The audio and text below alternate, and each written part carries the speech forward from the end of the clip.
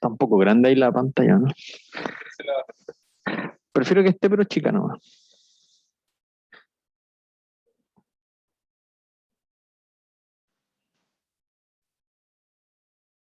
Ahí está. Como para que vean algo.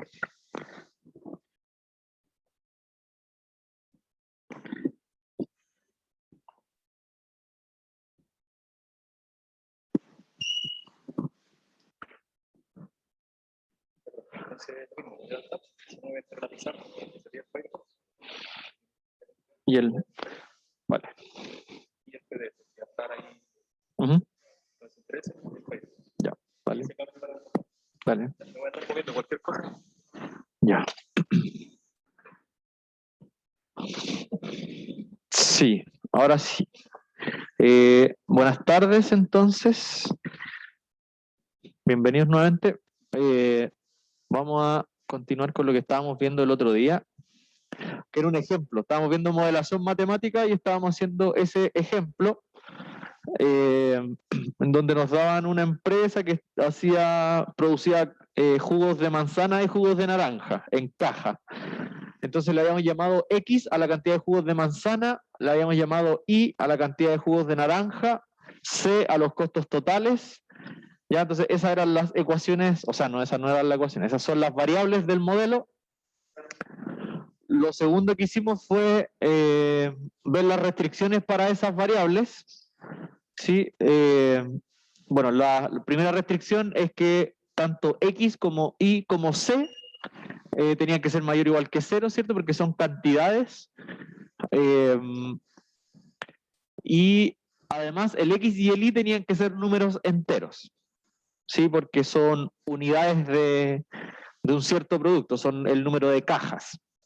¿Ya? El C no necesariamente entero porque es plata y a veces los dólares también se pueden medir en cosas no enteras, como por ejemplo medio dólar, eso no es un entero y también tiene sentido. ¿Ya? Entonces primero planteamos las variables, segundo ver las restricciones de las variables y tercero las ecuaciones que se cumplían entre las variables. ¿Ya? En este caso, la ecuación que se cumple entre las variables es esa, que 7x más 5 por y es c. ¿Ya? Porque 7 por x representa el costo en producir las cajas de jugo de manzana. Porque lo que nos decían en el enunciado es que una caja de jugo de manzana costaba 7. Entonces, si yo estoy produciendo X jugos de manzana, entonces sería 7 por X, el costo total. ¿Ya? El 5i representaba el costo por los jugos de naranja, porque decía que producir una caja de jugo de naranja costaba 5, entonces si estoy produciendo i, va a costar 5 por i, en total. ¿Ya? Por lo tanto, el 7x más el 5i, eso es los costos totales, o sea, el 7x son los costos por todas las cajas de jugo de naranja, el 5i los costos por todas las cajas de jugo de manzana, por lo tanto la suma de esos dos costos son los costos totales. ¿Ya? Y hasta ahí alcanzamos a llegar el otro día a ver que se cumplía esa ecuación. ¿Ya? El ejercicio era este. Sí, y ahí está toda la información. Y la parte 1 era construir el modelo deseado precisando las variables, las restricciones y las ecuaciones. Así que la parte 1 ya la tenemos lista. Sí, esa fue la parte que alcanzamos a hacer la clase anterior. ¿Ya? Entonces, a continuación tenemos la parte 2 y parte 3 del mismo problema. Ya la parte 2 dice, suponga que el gerente tiene un presupuesto diario de 250.000 pesos, ¿ya? Y requiere invertirlo todo, en la producción de las cajas de jugo. Entonces reformule el modelo anterior y exprese la cantidad de cajas de jugo de naranja. La cantidad de jugo de naranja era el I. Entonces me están pidiendo reformular, ahí dice, reformular el modelo anterior y expresar el I, que es el número de jugos de naranja, en términos de el X, que es el número de jugos de manzana. ¿Ya? O sea, dejar el I dependiendo del X. Y la pregunta es, ¿cuál es el rango de producción de las cajas de jugo de manzana? ¿Ya? Las manzanas eran el X y las naranjas eran el Y. Así que, ¿cuál es el rango para el X en el fondo? Eso es lo que me están preguntando. ¿Ya? Hagamos ese primero y después... y después vemos el otro. Entonces, anotemos lo importante. El presupuesto es 250.000.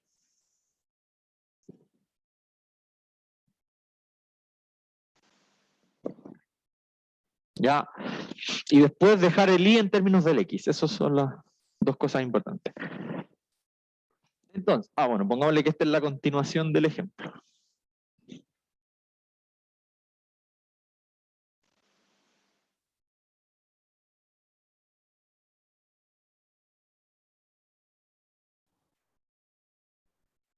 Entonces decía que el presupuesto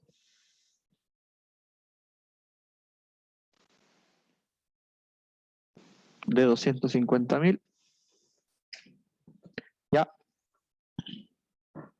Entonces, al decirme que el presupuesto es 250.000, en el fondo me están diciendo que el costo total, que era la variable C que habíamos puesto, ese C tiene que ser igual a 250.000.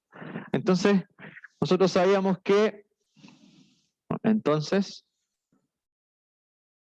nosotros sabíamos que 7x más 5y eran igual a C. Pero al decirme que el presupuesto es de 250.000, en el fondo me dicen que yo quiero que los costos totales sean 250.000. Porque eso es todo lo que yo tengo disponible y lo quiero gastar todo. Entonces quiero que los costos totales sean ese mismo monto. Entonces, como el presupuesto es 250.000, yo quiero que el costo sea 250.000.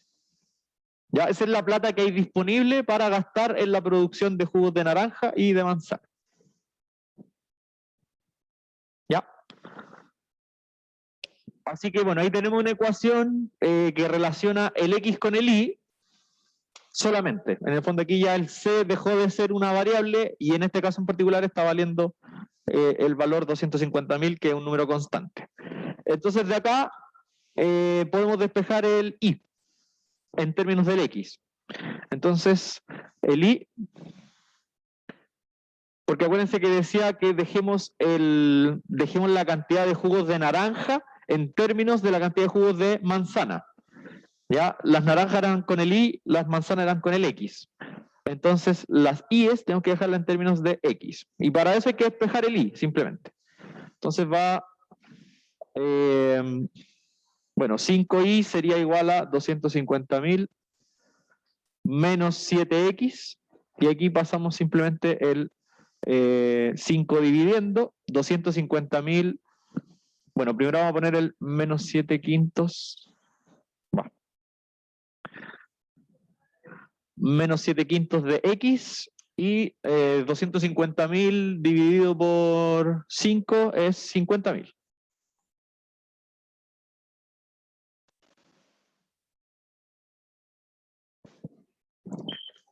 ¿Ya? Ahí tenemos el número de jugos de naranja en términos de el número de jugos de manzana, el Y en términos del X.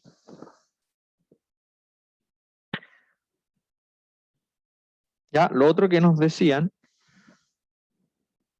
era, y ahí tenemos lista la primera parte, reformulamos el modelo y expresamos el Y respecto al X. La pregunta ahora es, ¿cuál es el rango de producción de las cajas de jugo de manzana? ¿Ya? Me están preguntando el rango de producción del X en el fondo. ¿Sí? ¿Cuál es el rango de X?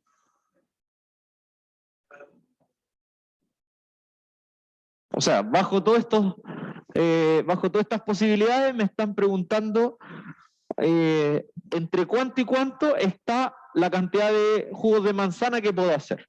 Es decir, entre cuánto y cuánto está el X. ¿Ya? Eso ahora le estamos llamando rango a eso. Sí, o sea, hay que encontrar el máximo X y el mínimo X que se puede producir. ¿Ya? En este caso, por contexto, ¿cuánto sería lo mínimo que se puede producir de jugos de manzana? ¿Cuánto cree usted que sería el mínimo? 0. 0 nomás.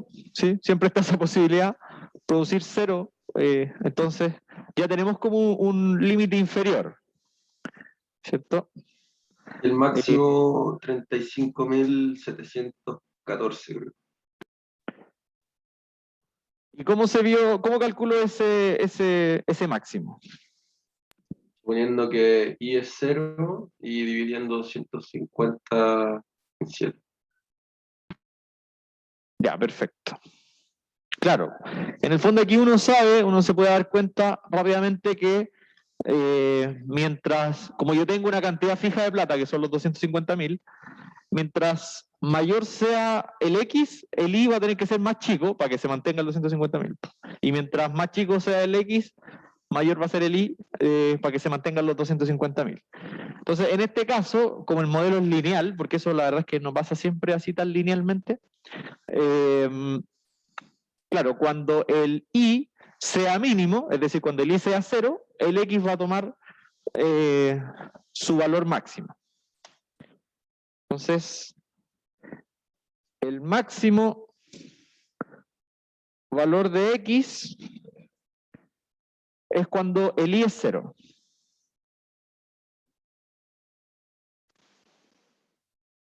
¿Ya? Entonces, si el I es 0, ahí podemos ocupar cualquier ecuación, la verdad, para reemplazar el I igual 0. Pero usemos la que está justo antes. Si el I es 0, me da que 0 es igual a menos 7 quintos por X más 50.000. ¿Sí? Y ahí despejamos el X nomás.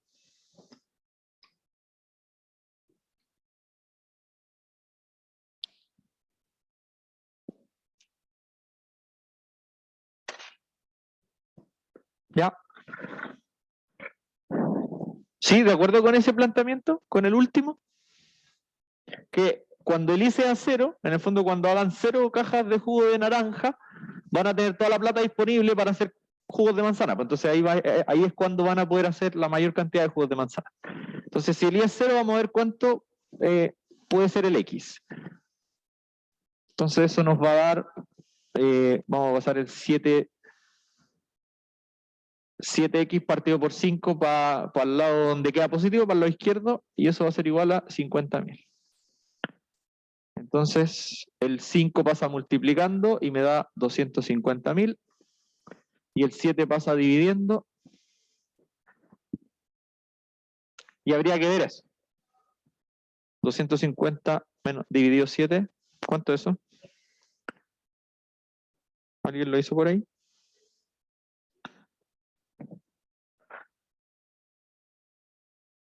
$35.000. No tengo uno abajo mejor. 35.714. ¿Algún decimal? Pero sí, es que quiero que miremos alguna cosa. No puede tener decimales porque no puede haber media caja. Claro, tiene que ser un número entero, pero igual, ya, quiero explicarles alguna cosita. 28. Ya, eso es como matemáticamente. ¿Tiene más o son solo eso? Ya no, pero pongámosle así no. ¿Ya? Es que aquí quiero explicarle alguna cosa, porque, bueno, si me da que el X máximo es eso, entonces en la práctica el X máximo sería 35.714, obviamente, ¿cierto? Porque no puedo producir 0,28 cajas de jugo de manzana. Ya, el tema es que yo me quedo con el entero anterior siempre en este caso, porque yo no me puedo pasar del presupuesto. En el fondo, si yo hago 37.715, ya me voy a estar pasando de los 250.000. ¿Sí? Entonces, cuando estamos hablando de presupuesto, tienen que tener muy en cuenta que siempre se van a quedar con el entero anterior. Por ejemplo, si aquí me hubiera salido, en vez de coma 28, coma 9, igual se quedan con el entero anterior. En el fondo no tienen que aproximar, tienen que truncar en ese caso. ¿Ya? Aunque aquí hubiera salido 35.714,9, no se quedan con el 715, sino que igual se quedan con el 714. Porque si me hubiera dado esto, coma 9, y yo me quedo con el 715, o sea, 35.715, igual me estoy pasando del presupuesto y eso no se puede. Me puede sobrar un poco de presupuesto, pero en ningún caso me puede faltar. ¿Ya? En ningún caso me puede pasar del presupuesto. Dígame. Claro.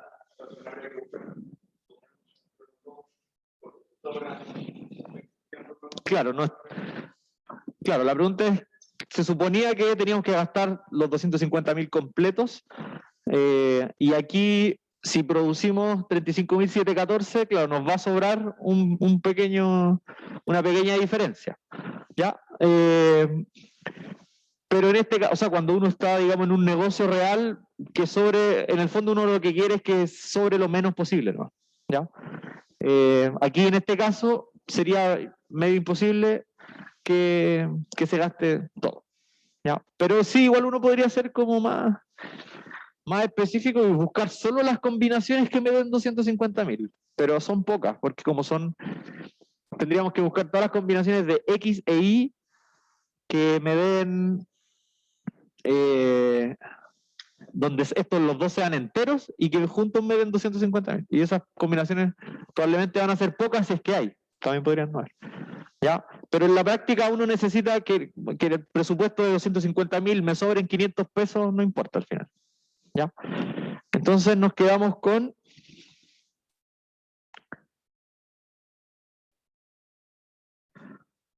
no sabemos cuánto sobró, se puede calcular, pero habría que hacer otra cosa. Si les interesa saber cuánto sobró, lo podemos ver. Dame un segundo. Si queremos saber cuánto sobró, tenemos que multiplicar 35.714 por... Bueno, tenemos que ocupar esta ecuación de acá. Pues. Ocupar esa. Reemplazando el X por lo que nos dio acá, el Y por 0, porque se supone que estamos produciendo 0.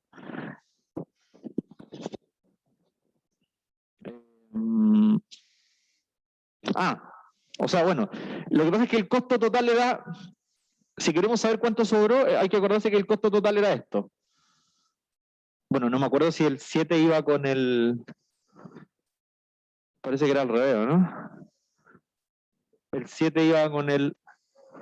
Ah, no, pues no, está bien, está bien, está bien. Este es el costo total. Entonces, si queremos saber cuánto nos sobró, tendríamos que calcular esto con el X igual a 35.714 y con el Y igual 0. Y eso seguramente va a dar como 249.000 y tanto. ¿2 pesos? Ya, 2 pesos. Es lo que... Un poquito. Entonces, nos quedamos con...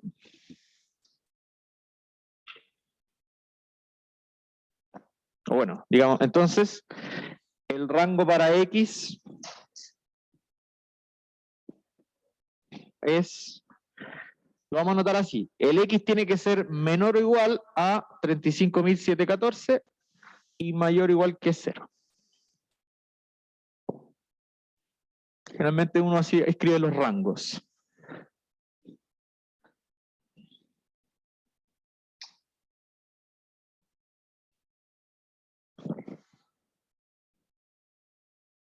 Entonces ese es el rango para los jugos de manzana, que era lo que nos pedían en la parte 2.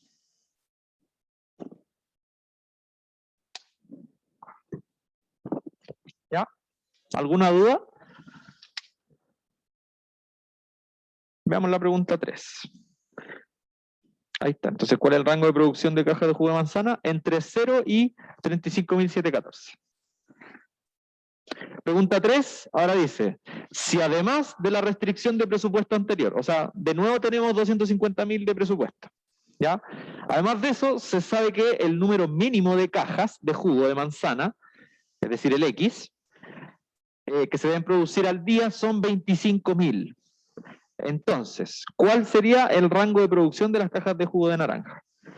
Ya, a nosotros matemáticamente, volvamos un poquito a la pizarra, matemáticamente nos dio que el X, que es la cantidad de manzanas, de jugo de manzana, el X matemáticamente está entre 0 y 35.714. ¿Ya? Pero me están dando otra restricción extra ahora, que es que al menos se tienen que producir 25.000 por algún motivo, ¿sí? No, eso ya lo podría dar algún contexto específico, pero por algún motivo tengo la restricción adicional de que el X a lo menos puede ser 25.000. ¿Ya? Ahí pueden existir infinidad de argumentos de por qué cierta empresa tiene una restricción de ese estilo. Entonces, si el X tiene que ser al menos 5.000, por alguna restricción externa, digamos,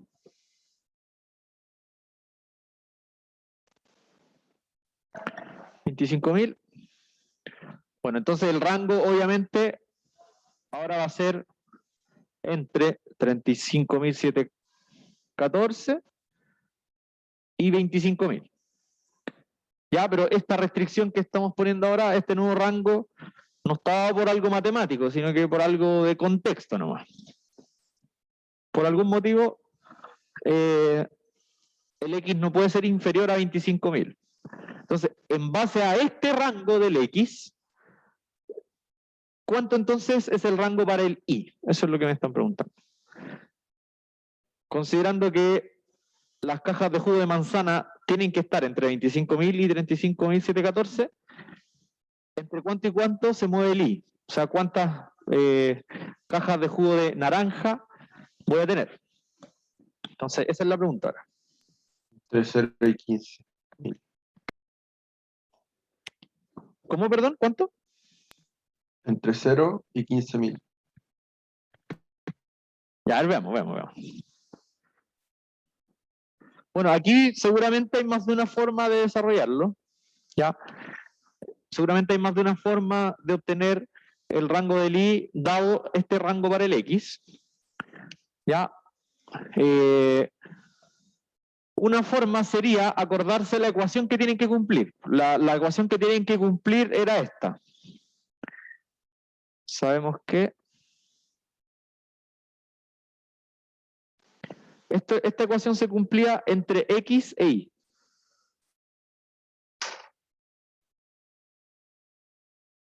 ¿Cierto? Siempre el X con el Y tienen que cumplir esa relación. ¿Ya? Entonces, fíjense que acá yo tengo despejado, o sea, tengo un rango para el X, ¿cierto? Que el X tiene que estar entre 25 y 35.714. Entonces voy a despejar de acá el X ahora. ¿Sí? Despejamos el X y el X sería 250.000 menos 5i dividido por 7. ¿Está bien? Despejando el X da eso. 250.000 menos 5i partido 7. ¿Ya? Entonces, teniendo que el X se puede dejar en términos del Y, ¿ya? Aquí voy a usar que el X tiene que estar entre menos 25, o sea, entre 25.000 y 35.714. Porque 250.000 menos 5 por I partido por 7 es el X. Entonces, esto tiene que estar entre 25.000 y 35.714. O sea que esto tiene que ser mayor o igual a 25.000 y menor o igual a 35.714. Ya, pero mejor hagámoslo allá para que aquí no quede tan sobrecargado. ¿Ya? Entonces, en el fondo estoy diciendo esto. Estoy tomando el 25.000 menor o igual, se supone que aquí va el X, y después del X va el 35.714. ¿Cierto? Esa es la condición. ¿Ya? Pero ahora el X lo voy a escribir de esa forma, como 250.000 menos 5i partido por 7. O sea, así.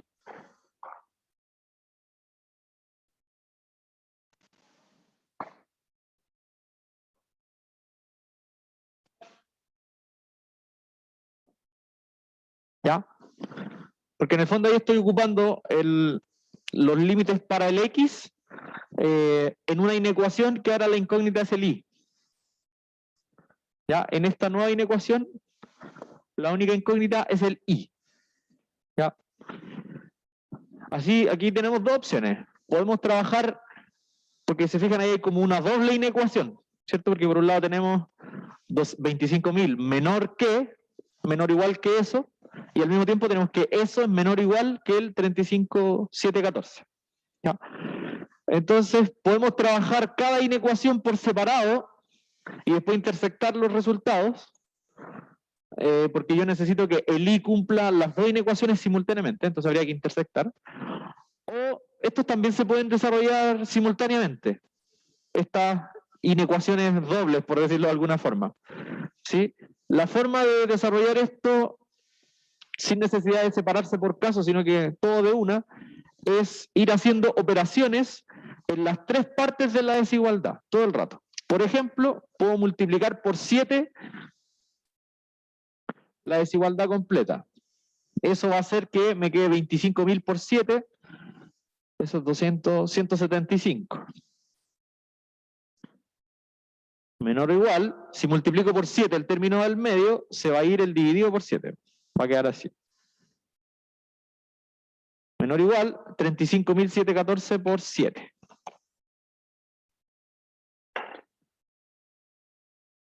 Sería 35.714 por 7.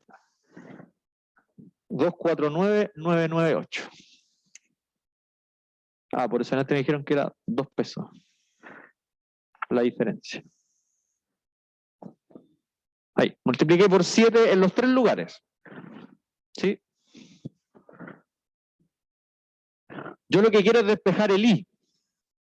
Bueno, quiero despejar el I que está ahí multiplicándose con el 5. ¿Ya? Entonces tengo que ir eliminándole todo lo que esté a su alrededor.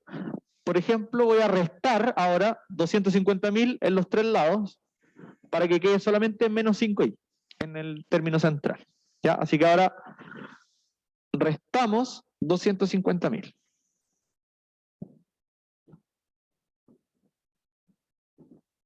Esto es para evitar trabajar las dos inecuaciones por separado y después intersectar. También se puede hacer así. Si es que a alguien le incomoda esta forma, lo puede hacer así, no hay problema. ¿Ya? Pero si resto 250.000, en el lado izquierdo va a dar menos 75.000. ¿Está bien? 175 menos 250 son 75, menos 75. Menor o igual a menos 5i, menor o igual a menos 2. ¿Sí?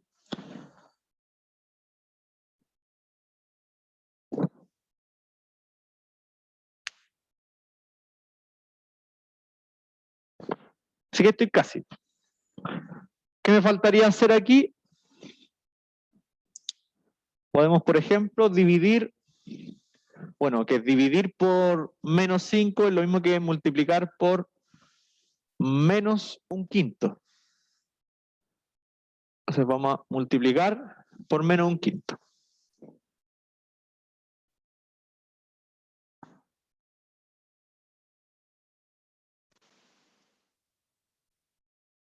¿Ya? Entonces me va a quedar 75 dividido por 5 3. ¿No? O sea, no, bueno, se estaba pensando en otra cosa en mi mente. 75 dividido por 5 es 15. 15. Ya, como el 75 era negativo y el 1/5 también era negativo, este 15 va a ser positivo. El menos 5i va a quedar positivo i, ¿cierto? Porque hay un menos 5 abajo que se simplifica con el menos 5 de arriba. Y el menos 2/5 va a quedar, o sea, el menos 2 va a quedar 2/5 positivo. Pero ¿qué pasa si yo multiplico una desigualdad por un negativo?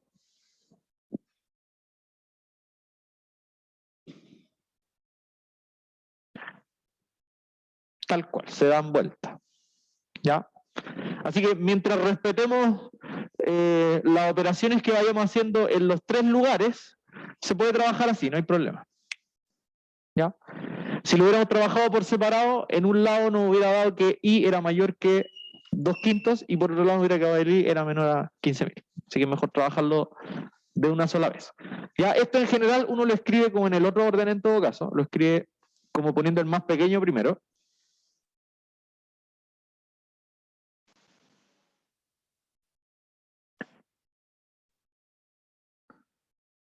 ¿Ya? Y bueno, el 2/5 en decimales es lo mismo que 4 partido por 10, es lo mismo que 0,4.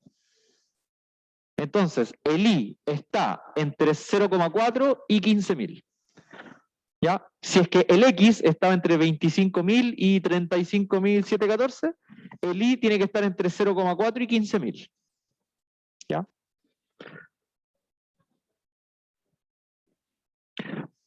También funcionaba tomar los dos valores de x y meter los dos valores de x en la fórmula y ahí sacar los dos valores de y. También hubiera servido. Ya. Pero aquí el i nos dio 0,4 por un lado. Claramente el 0,4 así tal cual como vi.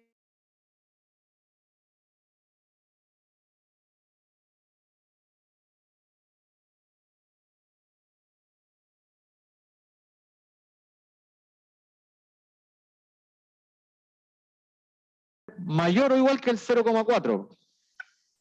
Entonces, si yo le pongo 0, no está cumpliendo con eso. El entero siguiente que sí cumple eso es el 1. Claro, de hecho sí. Sí, porque si pusiera que el i es 0, el x se va a salir del rango del 25.000 y 35.714. ¿Ya? Entonces, para que no pase eso, el i a lo menos va a tener que ser 1.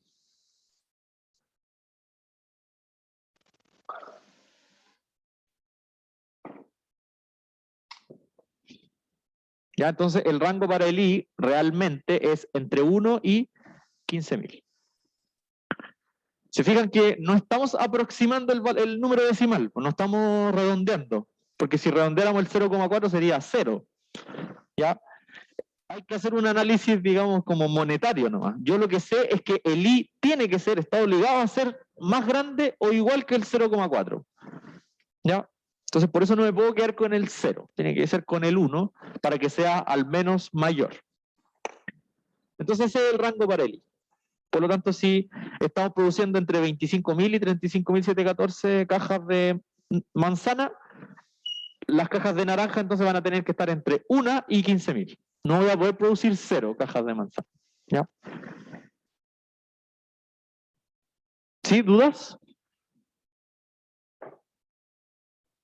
Bueno, vamos a leer la pregunta para responder como con esas mismas palabras. Eso, ahí está. ¿Sí? Por lo tanto, se deben producir entre 1 y 15.000 cajas de jugo de manzana.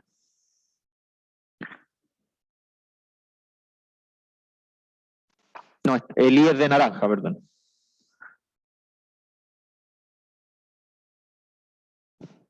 Ya, como pausar el contexto y responder la pregunta. Ya. Hacer una...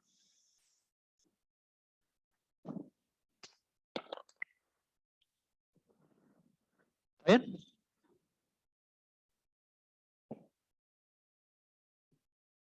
Ya.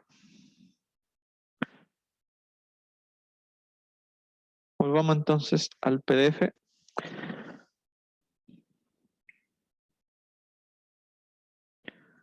Ya, entonces, bueno, ahí hicimos un ejercicio de modelación matemática en donde hicimos todos los procesos que al principio habíamos visto. Primero planteamos las variables, hay un bicho ahí.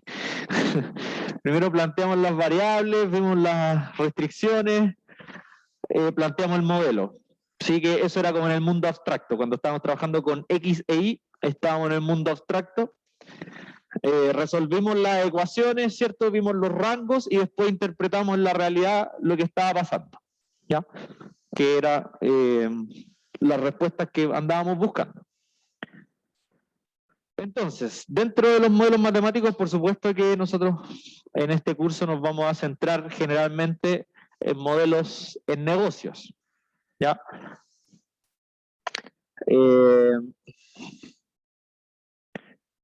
Entonces, como dice ahí, veremos distintos tipos de modelación lineal, o sea, perdón, distintos tipos de modelos en negocios. Ya, entre los modelos más básicos y al mismo tiempo que más aparecen, están los modelos lineales, que son los que hemos visto hasta el momento, los modelos cuadráticos. Ya, en los modelos cuadráticos las variables ya pueden aparecer al cuadrado, x cuadrado, y cuadrado. Hasta el momento no nos ha aparecido eso, solo x e y, o sea, eso es lineal.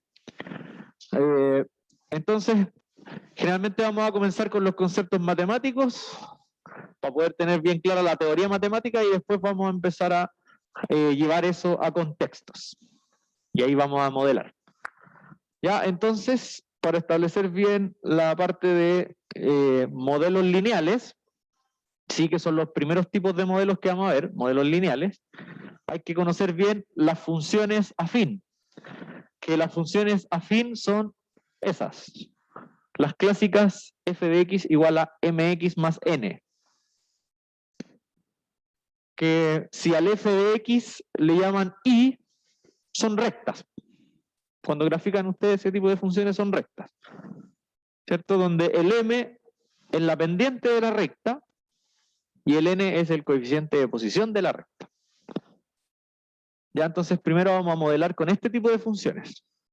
Que de hecho a estas funciones a veces se le llaman funciones lineales.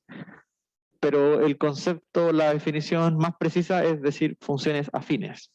¿Ya? Se llama funciones lineales porque la recta, o sea, el gráfico son líneas rectas. ¿Ya? Pero en verdad eso es como un abuso del lenguaje, no son funciones lineales, son funciones afín. ¿Ya? El m es la pendiente y el n es el coeficiente de posición.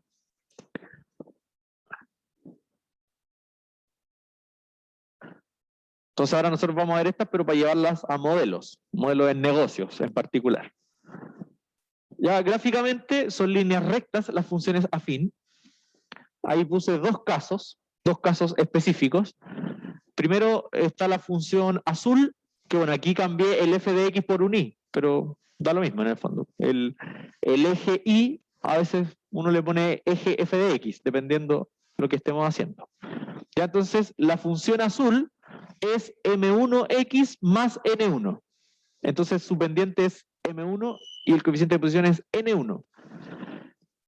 Fíjense que de puro mirar el gráfico, uno al tiro puede saber el signo de la pendiente y el signo del coeficiente de posición. ¿Ya? Porque el signo de la pendiente les dice si la línea recta va creciendo o decreciendo. Siempre mirándolo de izquierda a derecha, por supuesto. ¿Ya? Fíjense que la línea azul de izquierda a derecha va creciendo. ¿Sí? Y eso respecto a la pendiente, que es M1, me dice que la pendiente es positiva. ¿Sí? Rectas que vayan creciendo tienen pendiente positiva. Entonces la M1 tiene pendiente positiva. Y gráficamente, ¿saben qué es el coeficiente de posición? Respecto a la recta. ¿El punto de corte con qué cosa? Con el eje Y, ¿cierto? Muy bien. Entonces, en este caso, fíjense que el corte con el eje Y de la función azul está abajo del eje X, está para la parte negativa del eje Y. Por lo tanto, de ahí uno sabe al tiro que entonces el N1, el coeficiente de posición, es negativo. ¿Ya? Porque el N1, que es el coeficiente de posición, les da el punto donde se intersecta la recta con el eje vertical. ¿Ya? Y en la función roja va decreciendo, porque va hacia abajo, ¿cierto? De izquierda a derecha siempre. La función roja va decreciendo, por lo tanto el M2, que es su pendiente, es negativa. ¿Sí? Rectas que van decreciendo siempre tienen pendiente negativa. ¿Ya? Y el N2, que es el coeficiente de posición de la función roja, de la recta roja, es positivo en ese caso, ¿sí? Porque la intersección con el eje Y está siendo en la parte positiva del eje Y. Arriba del eje X, digamos. Ya, así que ahí tenemos dos rectas, pero bueno, existen otras posibilidades. La cosa es que sepan que el signo de M, el signo de la pendiente, les dice si crece o decrece, si va para arriba o para abajo. Y el coeficiente de posición les dice a qué altura se corta el eje Y. Entonces, si el coeficiente de posición es positivo, se corta el eje Y en la mitad de arriba del plano cartesiano. Y si el coeficiente de posición es negativo, entonces se corta el eje Y en la parte negativa del plano cartesiano. ¿Ya? Esas son algunas. Obviamente vamos a trabajar con otros tipos más. ¿Ya?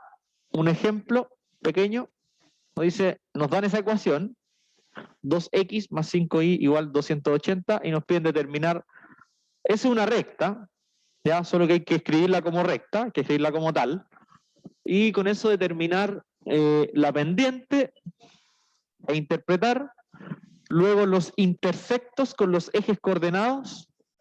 Eso quiere decir dónde se intersecta con el eje X, dónde se intersecta con el eje Y, y después representarla gráficamente. Ya, esas tres cosas.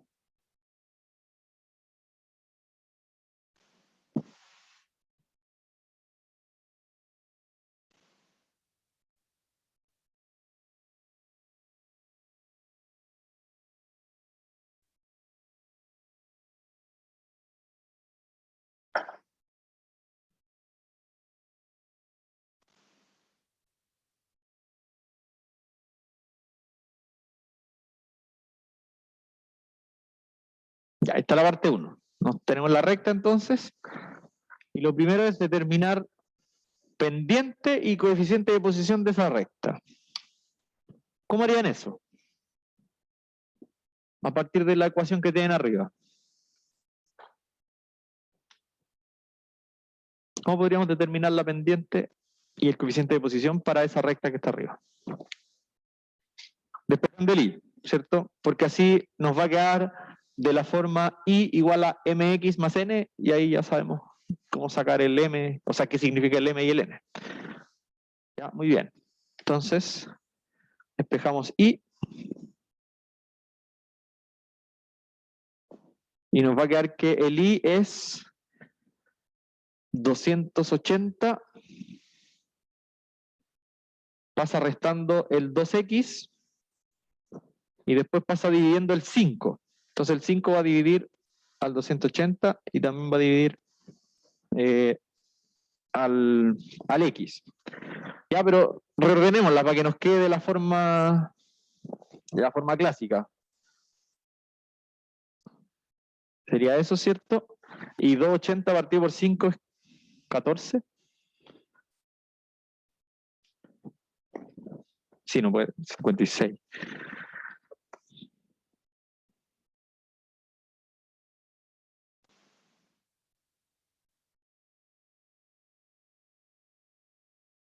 Sí, toda la razón.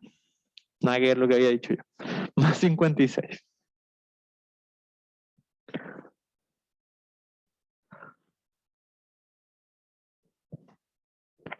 ¿Ya?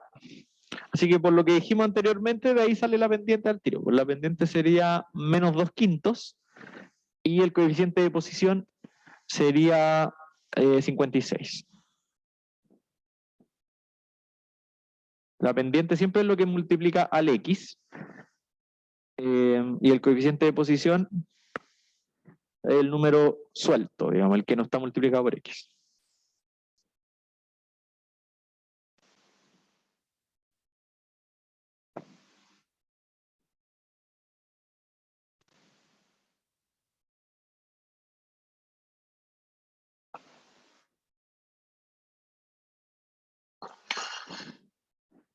¿Esta recta va a ser creciente o decreciente? De izquierda a derecha.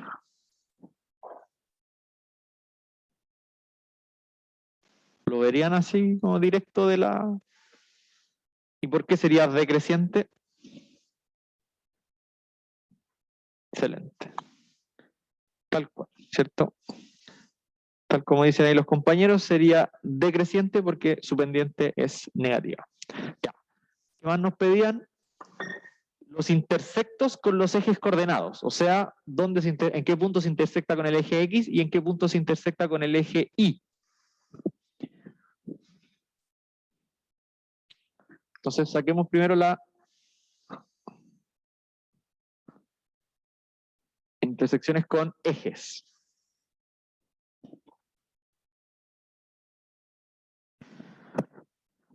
Ya. Si queremos, bueno, ¿cuál es la intersección con el eje Y? Con el eje Y, con el eje vertical. Sería en el 56. Habíamos dicho que el coeficiente de posición nos da justo eso, ¿cierto? Muy bien.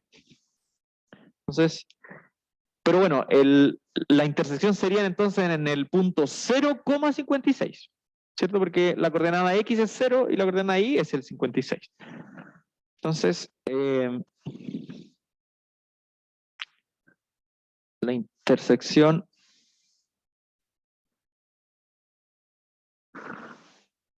aquí puse intersecciones con eje X, era intersecciones con ejes.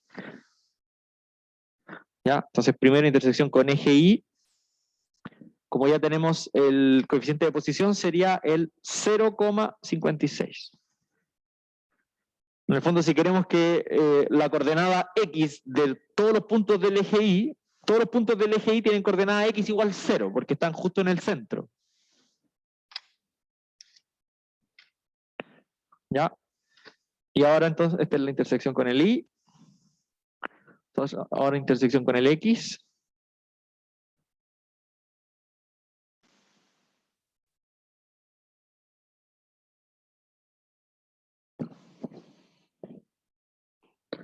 Ya.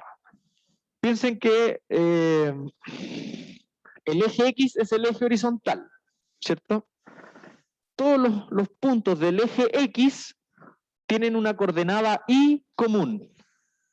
¿Cuál es la coordenada Y de todos los puntos del eje X? Sería 0, ¿cierto? Muy bien, porque todos están a altura 0 en el fondo. Ni suben ni bajan, quedan ahí justo.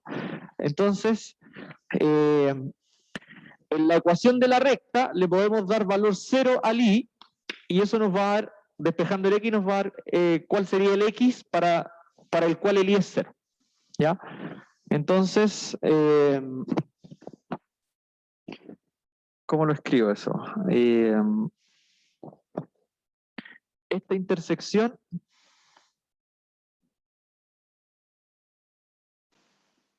se da cuando el I es 0. ¿Cierto? Entonces, si reemplazamos el 0 en la ecuación de la recta, nos da que 0 es igual a menos 2/5 por X más 56. ¿Ya? Y de ahí puedo despejar entonces el X. Entonces sería entonces, vamos a pasar el 2/5 X para acá mejor, para que quede todo positivo. ahí, ¿cierto? 2x partido por 5 igual 56. Entonces ahora pasa el 5 multiplicando y el 2 dividiendo. Entonces el x sería 56 por 5 partido por 2. Y eso da, tal como dice ahí, 140 sería. Muy bien.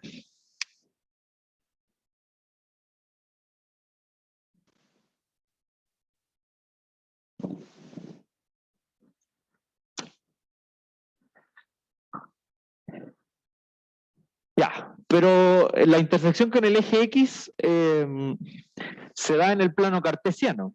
Y los puntos del plano cartesiano tienen dos coordenadas. Entonces, ¿cuál sería la coordenada de la intersección con el eje X? Claro, sería entonces 140,0. Muy bien. Entonces,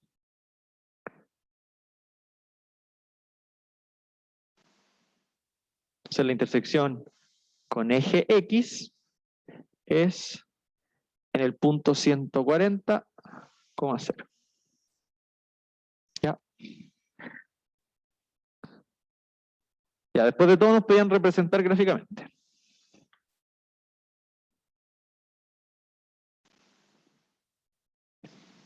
Ya tenemos un montón de información para poder graficar. Sabemos que, sabemos que es decreciente, ¿cierto? Que tiene pendiente negativa. Sabemos que se intersecta con el eje X en el 140,0. Se intersecta con el eje Y en el 0,56. Y bueno, además sabemos que es una recta. Y si tengo dos puntos, existe una única recta que une esos dos puntos. Ya, entonces el gráfico sería...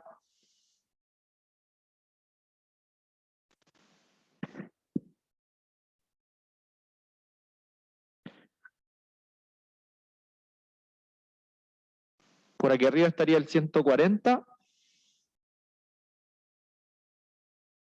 No, miento, el 56.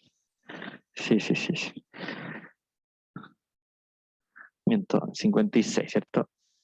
56, y en el eje X está el 140. Esos dos son los puntos que se están uniendo. Entonces sería, bueno, dados dos puntos siempre hay una única recta que los une, así que esa sería la recta. Empieza en el... Las coordenadas de ese son 0,56 y ese es el 140,0. Bueno, esta es una recta, entonces sigue infinitamente para los dos lados, obviamente. Las rectas son infinitamente extensas.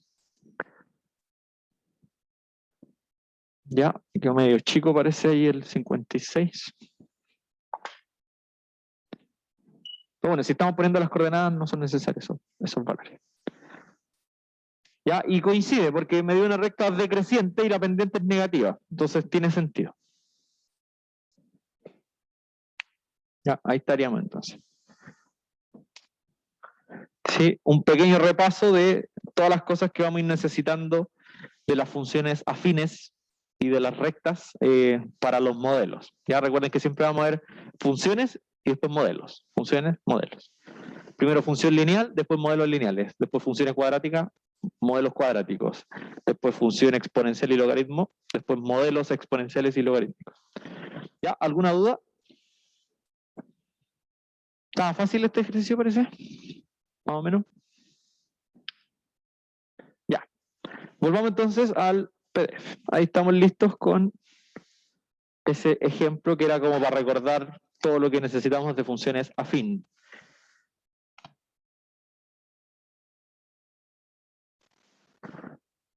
Entonces veamos ahora los modelos lineales en negocios. Generalmente se estudian dos tipos de modelos lineales en negocios. Están los modelos de costo, ingreso, utilidad, ¿sí? Que es como para una empresa que tiene estas tres variables, o sea, tiene ciertos costos de producción, después tiene ciertos ingresos por las ventas, entonces hay una utilidad, etc. ¿Ya? Entonces tenemos que tener claro ciertas cosas. Por ejemplo, lo que es el costo fijo. Ya el costo fijo C sub F es la suma de todos los costos que no dependen del nivel de producción. ¿Qué quiere decir eso?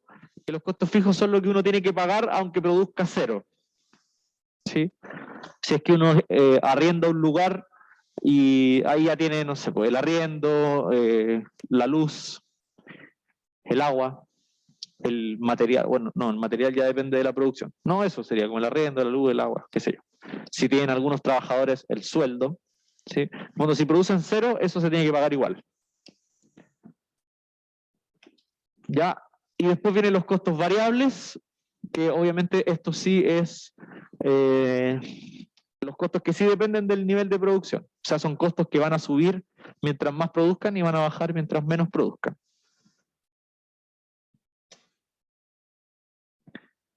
Finalmente, el costo total sería entonces la suma de los costos fijos más los costos variables, es decir, a ese le llamamos C, a la suma de todos los costos, considerando los fijos y los variables.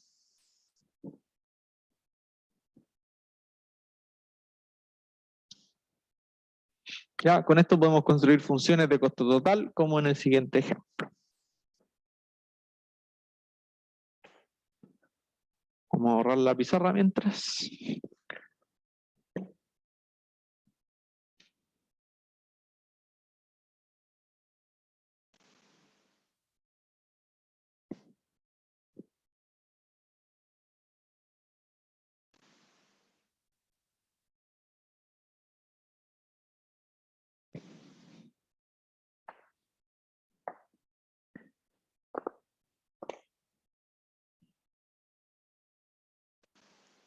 Ya, entonces, ejemplo.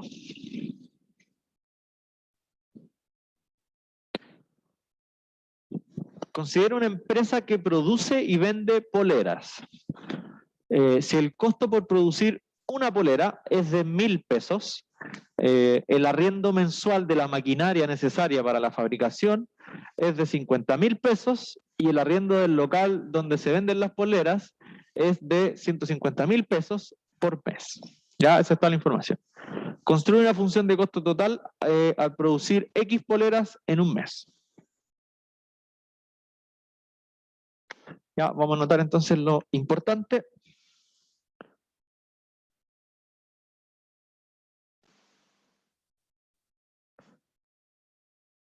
Ya, vamos viendo entonces.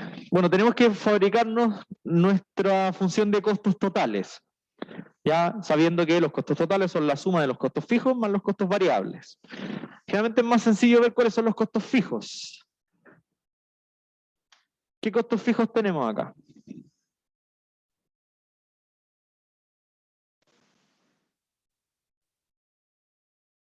Sería las máquinas y el arriendo del local. Entonces los costos fijos serían 50.000 más 150.000, ¿cierto? Porque esos si producen cero, igual van a tener que pagar el arriendo del local y la maquinaria necesaria.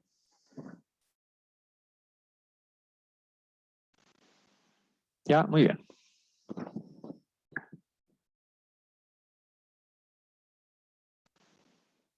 Ya, ahí están los costos fijos. Entonces ahora los costos variables.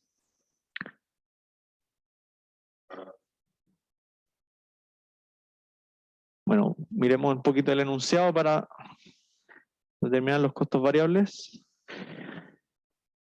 ¿Cuántos serían los costos variables? Sería, claro, 1.000 pesos por cada polera. Eso es eh, lo que varía según la producción. Entonces, 1.000 por polera.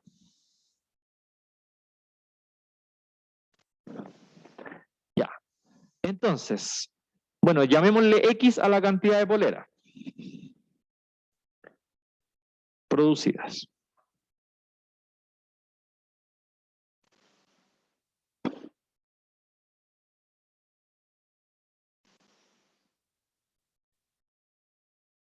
¿Ya? Si le llamamos X a la cantidad de poleras producidas, ¿cuánto sería entonces la función de costo total?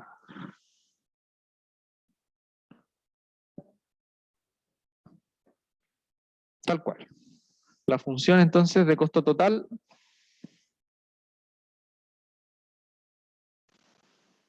es, para usar notación de funciones le vamos a poner C de X, ¿sí? Porque la función de costos es C y depende de X, que es la producción.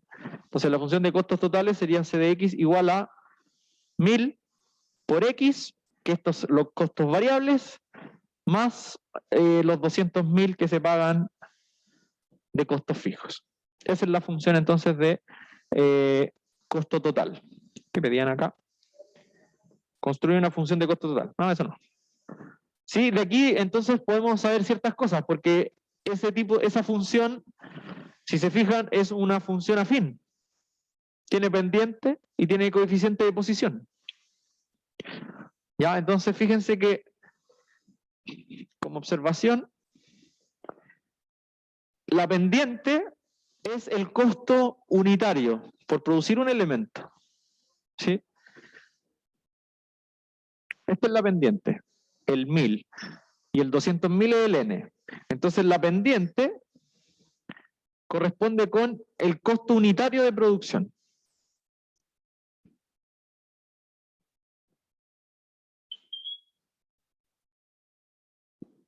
¿Ya?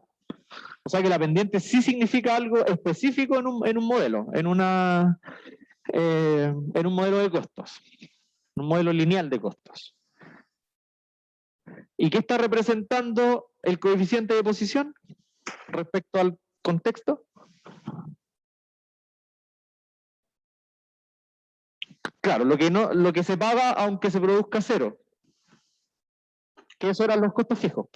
¿Ya? Entonces, el coef de posición en las funciones lineales corresponde con costos fijos.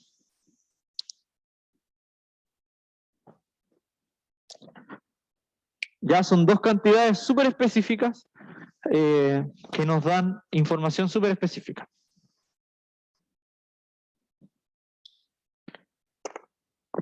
Ya. Volvamos entonces.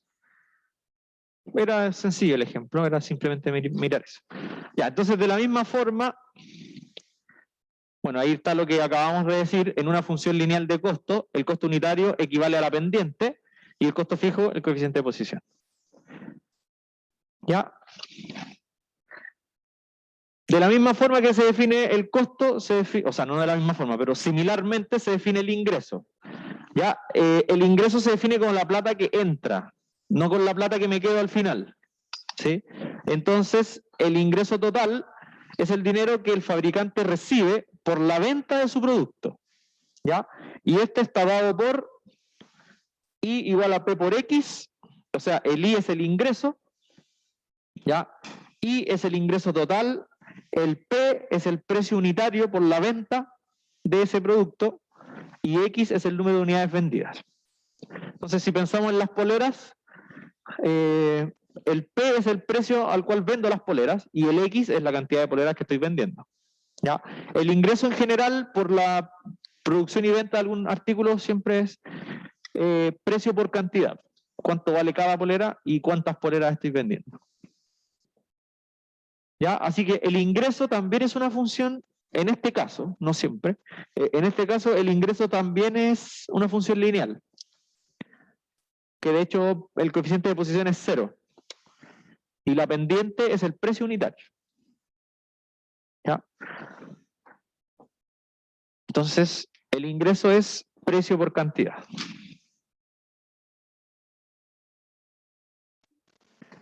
Y bueno, con eso, y ya con esto terminamos. Teniendo la función de costo definida y la función de ingreso, podemos definir la función de utilidad, que a veces también se llama beneficio, si no me equivoco. Definimos la utilidad U como la ganancia que se genera por la producción y por la venta de X artículos. Es decir, la función de utilidad es I menos C. Es decir, la diferencia entre lo que ingresa menos lo que cuesta producir los artículos. O sea, la utilidad es con lo que uno se queda. ¿Sí? Eso se llama ganancia o el beneficio final. Ya, entonces, como el ingreso depende de X y el costo depende de X, entonces la utilidad también depende de X. ¿Ya? Y bueno, ahí tenemos el modelo y todo, pero prefiero que eso ya lo veamos en la próxima clase. ¿Ya? Así que eso. Nos vemos entonces el viernes. Que esté muy bien.